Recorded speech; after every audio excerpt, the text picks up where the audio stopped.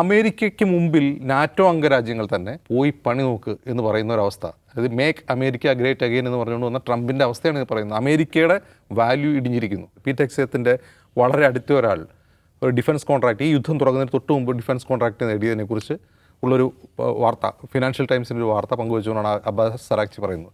ഞങ്ങളുടെ മേൽ മാത്രമല്ല അമേരിക്കൻ ജനങ്ങളുടെ മേലും യുദ്ധം അടിച്ചേൽപ്പിക്കപ്പെട്ടതാണ് എന്ന് പറഞ്ഞുകൊണ്ട് വളരെ നിരന്തരം അദ്ദേഹം ട്വീറ്റ് ചെയ്തുകൊണ്ടിരിക്കുകയാണ്. ഇനി മറ്റൊരു കാര്യം, അദ്ദേഹം ഇറാനെ സംബന്ധിച്ച് ഇറാൻ നിലനിൽക്കുമോ വിജയിക്കുമോ യുദ്ധം അമേരിക്ക, ഞാൻ പറയുന്നത് ഗസയിൽ നമ്മൾ കണ്ടതുപോലെ ഗസയിലെ യുദ്ധത്തിൻ്റെ ഒബ്ജക്റ്റീവ് എന്തായിരുന്നു? ഹമാസിനെ ഡിസ്മാൻഡിൽ ചെയ്യുക എന്നുള്ളതാണ്. അവിടെ യുദ്ധം അവസാനിച്ചെങ്ങനെയാണ്? ലക്ഷക്കണക്കിന് മനുഷ്യരെ കൊന്നു, ഹമാസ് അവിടെ തന്നെ നിൽക്കുന്നു.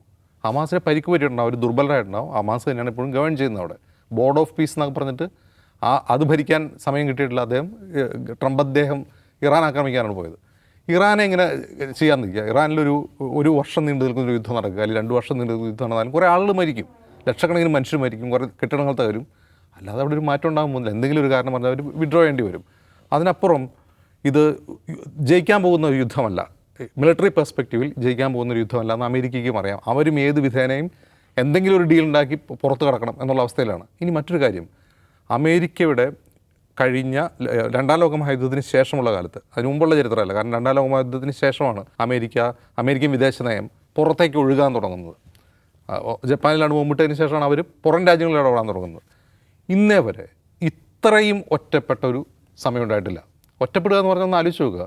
ഇന്നലെ Kate Starmer UK prime minister പറയുന്നത് ട്രംപുമായിട്ടുള്ള ബന്ധം അമേരിക്കൻ UK ബന്ധത്തെ വളരെയധികം മോശമാക്കിയിരിക്കുന്നു.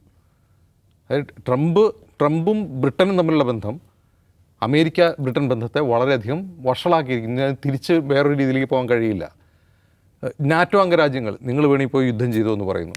അമേരിക്കയുടെ ഒരു യുദ്ധവിമാനത്തിൻ്റെ റീഫ്യൂവൽ ചെയ്യാൻ പോലും ഞങ്ങളുടെ മണ്ണ് അനുവദിക്കില്ല എന്ന് സ്പെയിൻ ഉറക്കെ പ്രഖ്യാപിക്കുന്നു. സ്പെയിനൊന്നും ഒരു വലിയ സൈനിക ശക്തിയല്ല. അതായത് അമേരിക്കയ്ക്ക് മുമ്പിൽ നാറ്റോ അംഗരാജ്യങ്ങൾ തന്നെ പോയി പണി നോക്ക് എന്ന് പറയുന്ന ഒരവസ്ഥ. അതായത് മേക്ക് അമേരിക്ക ഗ്രേറ്റ് അഗെയിൻ എന്ന് പറഞ്ഞുകൊണ്ട് വന്ന ട്രംപിൻ്റെ അവസ്ഥയാണ് ഇത് പറയുന്നത്. അമേരിക്കയുടെ വാല്യൂ ഇടിഞ്ഞിരിക്കുന്നു.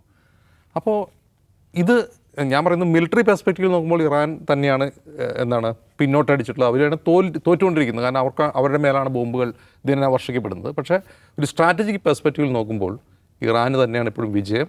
പക്ഷേ ആ വിജയം എന്ന് പറഞ്ഞാൽ അതെന്തോ വലിയ നേട്ടമാണെന്ന് നമുക്ക് പറയാൻ കഴിയില്ല. കാരണം കുറേ അധികം മനുഷ്യർ മരിച്ചിട്ട് ഞങ്ങളുടെ രാജ്യം നിലനിന്നു, അല്ലെങ്കിൽ ഞങ്ങളുടെ ഭരണകൂടം നിലനിന്നു എന്ന് പറയുന്നതിൽ ഒരു കാര്യമൊന്നുമില്ല. മനുഷ്യൻ്റെ ജീവൻ തന്നെയാണല്ലോ വലുത്.